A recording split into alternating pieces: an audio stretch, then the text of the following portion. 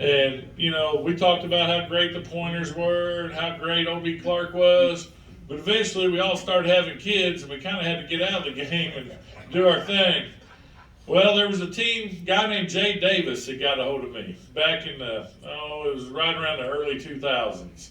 And, he'd had a team called the Golden Spikes, and they played in one of the leagues out on the far northwest side of town, maybe, around that area.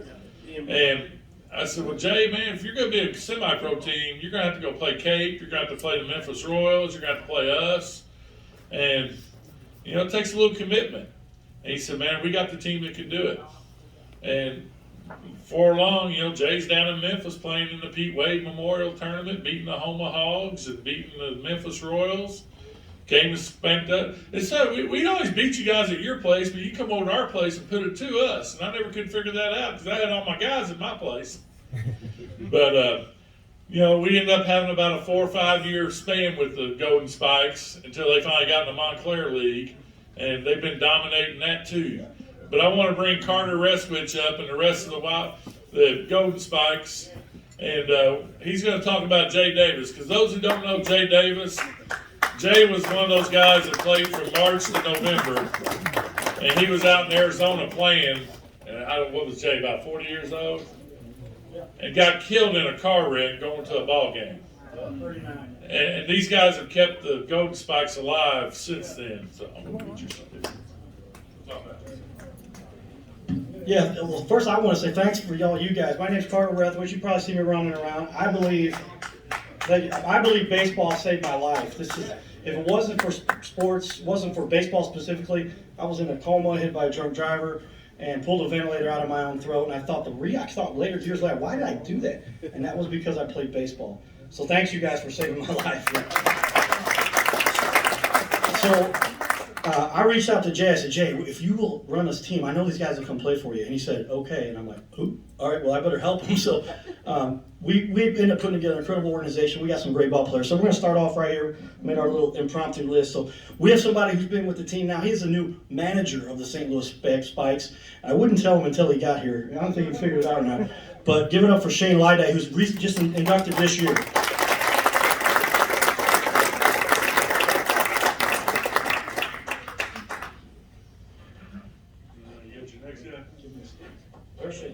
All right.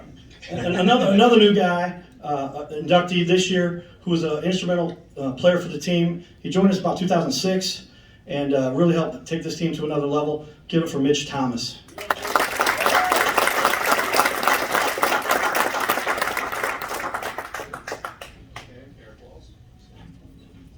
And I wanted to bring up somebody who's already inducted. He's the guy who actually drove to Evansville to get inducted. So he's actually already been inducted. The rest of us were like, man, it'd be cool if they brought it to St. Louis. And they did. And so give it up for Tim Turpin for doing that. But probably the best player, he's already inducted. He's not getting inducted today. But I want him to come up here because he was a key player for the Spikes. Mike Tallis here will introduce our next inductee.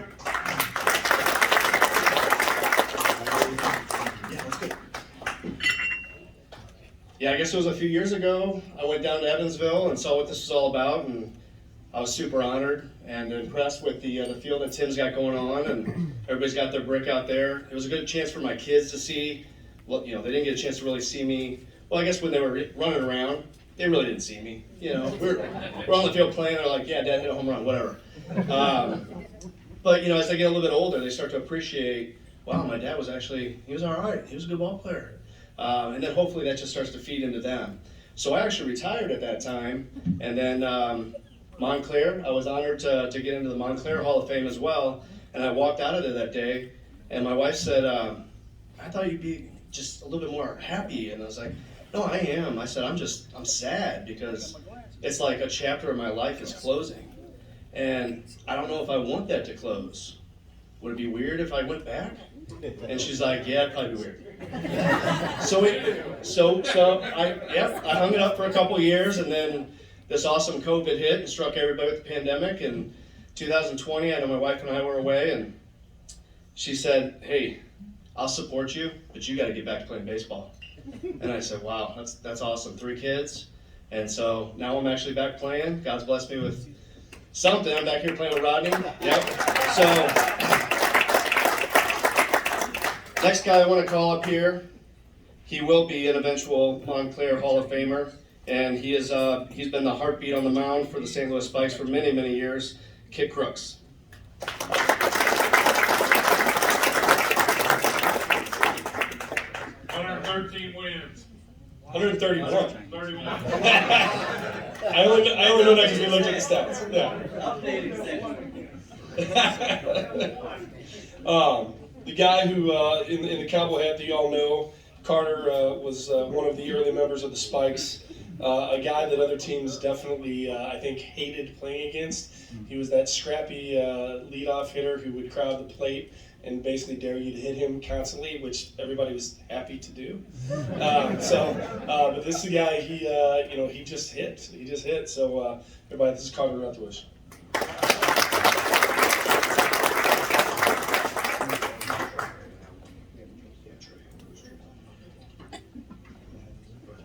So we got to thank you guys for that. Well, I'll talk a little more later. Give me another half hour after this, right? But you guys probably see enough of me running around doing my fun stuff. But like I said, we like to give the message to kids about how sports is so important. That's what I'm all about. And I wouldn't be here without the sports that I played. I think everybody should be required to play sports, and particularly baseball, right? So another guy that has been a key player for the team, started off with us, I think first or second year, I have to figure out what I'm telling you, maybe second year. He's got the sidearm pitch. One time he pitched 18 innings because he could throw sidearm when his arm would wear out. So we brought him out the next day and he pitched the next kid, the lights went off. So we came the next day and this guy's throwing again. He's a legend. He's got all kinds of records for the Spikes, but give it up for Trey Lee.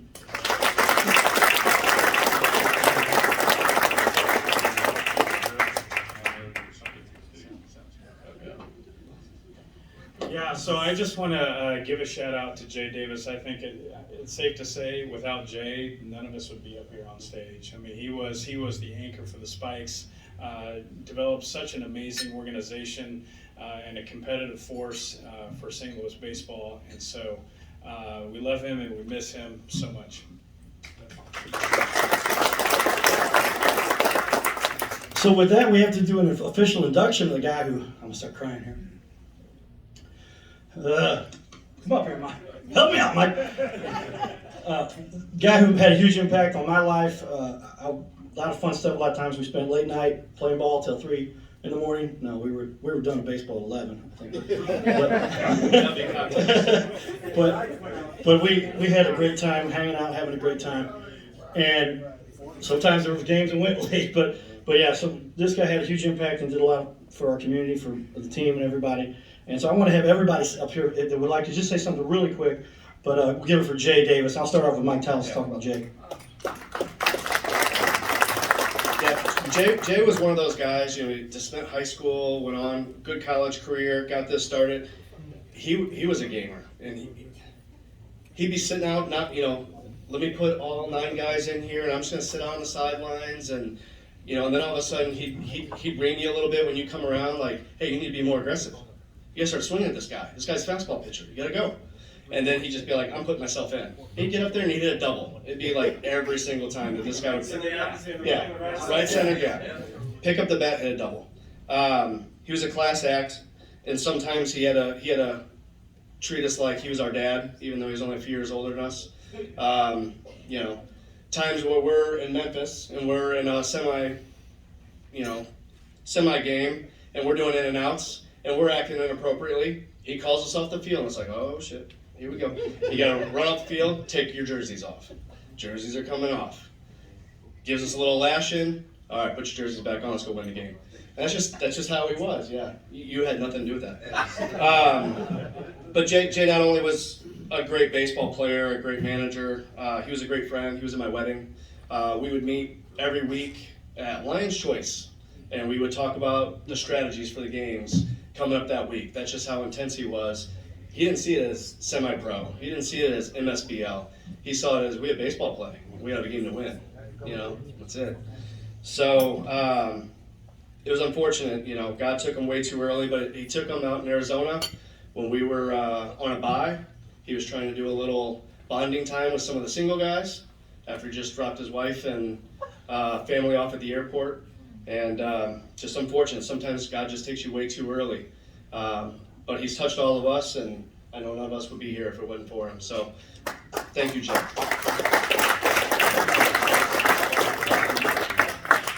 Mitch Thomas, I guess I can stand back. I got a loud voice here. What's really cool about being here is we're some of the younger guys in this room, and it's just really cool to see the growth of St. Louis baseball that's gone on for a long time. When I got to St. Louis back from college, I'm a Rittner kid, so I'm a North County guy. So coming back, I thought all there was slow pitch softball. Once I got back from college, and I started playing in the Forestwood League. And so once I got from, Forestwood League, over in North County, man, behind the railroad tracks. Had some good times over there. Actually, first time I met Murphy Lee over there, he got out of his pickup truck, and it was cloudy. He had a good time. But that was the first time I knew that baseball was being played in St. Louis. 2005, I had Mark Lee, who eventually should be part of this group. He had mentioned that he was going to the St. Louis Spikes and Jay Davis. And he said, man, they play 80-something games a summer. They travel, they go all over the place, and it's competitive baseball. He said, I'm going to leave the team, and he was our best arm. And so he left. We were going on the summer, or played till November. We were going down to Florida, and that's the first time I met Jay. And Jay had asked me to show up to the park, meet him, give me my check. Well, at the time, I was probably the biggest guy that had played baseball in the Montclair League. I was probably 360 pounds that I played. First time I met him, I was in jeans, like a typical fat guy would be. Jeans and slides, and a shirt that probably barely fit. And well, whatever. So I show up, and I hear Steve Mayer, who's on this list. He starts yelling at me, and Jay's like, "This is the guy."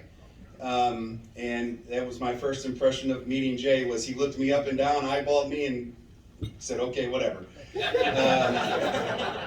We went down to Florida. I balled down in Florida. I hit well, and he said, "Man, you can play for me anytime." So my first season was 2006 with them. Hit 8 or 9 home runs. Had a good season. But what I want to talk about Jay is we talk about youth. I'm a little nervous. Jay was a good dude, man. I'm good, man. So 2009, I have a 13-year-old daughter, and I was out working with her, and I'm yelling at her like a typical, mean dad, wanting her to push to get better, because I owe everything to this sport. And Jay comes down to me, he says, "Man, I think you need to chill out a little bit." So I chill out, and 2 weeks go by, and he says, "Mitch, you need a coach. Your passion, your desires, your desire to teach, your knowledge, and all these things." And Jay pushed me to do these things. So in 2009, I had hit 10, 11 home runs that year, 60-something RBIs, and I'm saying, "Jay, I'm the middle of your lineup guy, why are you pushing me away?" And he said, "You have got to be involved in youth sports." He said, your background, your history, your size, you have a lot to give. Because as you can see, size didn't matter, color didn't matter, played a game of baseball. And so he gave me that, and in 2009 I chose to take that route to take away from the team. And without him, I wouldn't have the experiences I would have today. I own a batting cage facility, I teach young kids, I've coached high school baseball, I've coached college sports. And a lot of these names here, I really didn't realize I knew who you were, and I envy a lot of these names that are in here because of the history that you hear from the O.B. Clarks, the Fialas of the group. And without Jay pushing me to do that, I wouldn't be in the position I am today. And he cared most about youth sports. And that just,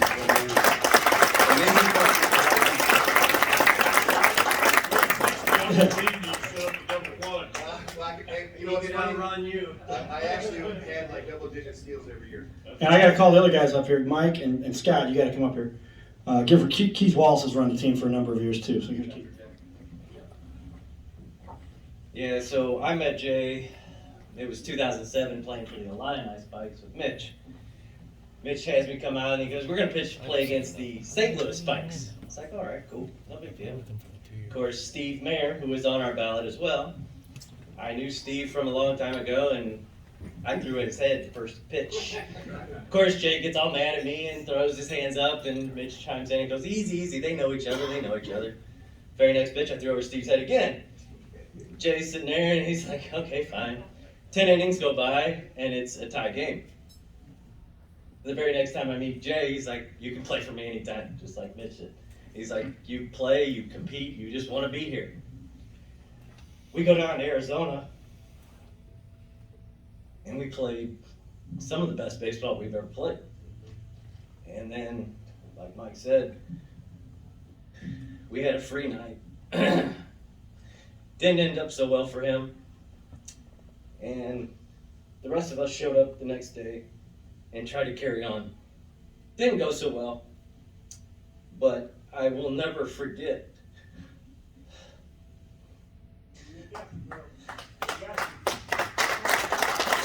the night before.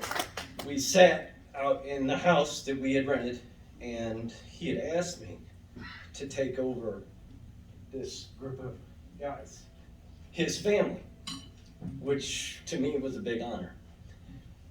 I was new.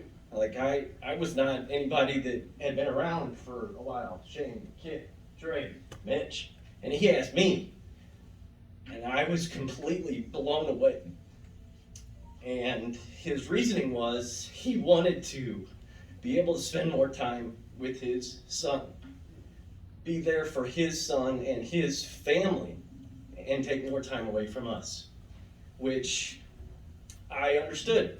I mean, my son was only 2 at the time, so I understood. He had a 10-year-old at that time, so his son was starting to come into more youth baseball. So it was nice, and of course all the situation went down, and I got kind of thrown into it. But knowing that without my family, nowadays, this team would be nothing, and I wouldn't have this group of guys to lean on if I needed them. So I really hate that he's gone, but I thank him for what he's given me. So, thank you guys.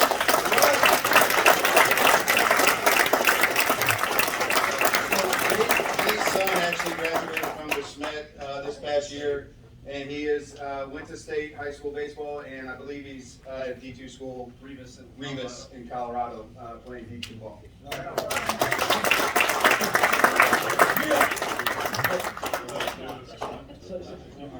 Anyway, thanks you guys. We don't want to get too emotional, but Jay, baseball for me is a way of life. It teaches you the skills, how to win, how to lose, how to compete, how to be on a team, how to help others, and it makes us all get along. You know, it's a uniting force. And I just give it up for Tim Turpin again for putting this together for an awesome organization. So with that, we have one last announcement here, because Jay was our hero, and I'm going to turn it over to our new manager, Shane Lyday. One of the founding Spikes with myself, Chris Williamson, and Jay Davis. So give it for Shane here. Thanks, Kevin. There's some great stories that we just heard, and I can't say enough about Jay. Jay and I played college ball together. Jay and I played on several teams together, and there's not a better person, I don't think, that I've ever met than Jay. Jay was awesome, and I don't need to tell you another story here, because, you know, I could go all day. It could be story after story after story, but as the new manager of the Spikes, I've got big shoes to fill, you know, with Jay being the former manager. And I just want to say, just real quick, that, you know, hold this up, that I'm officially today retiring number 14 for the St. Louis Spikes, and no other Spike besides Jay Davis will ever honor this career. Just as a point of reference, the Spikes have been around since 2001. 2001. We have won over 800 baseball games and lost not only 400 games in that time frame. So, and still going. Thanks, everybody. Good deal.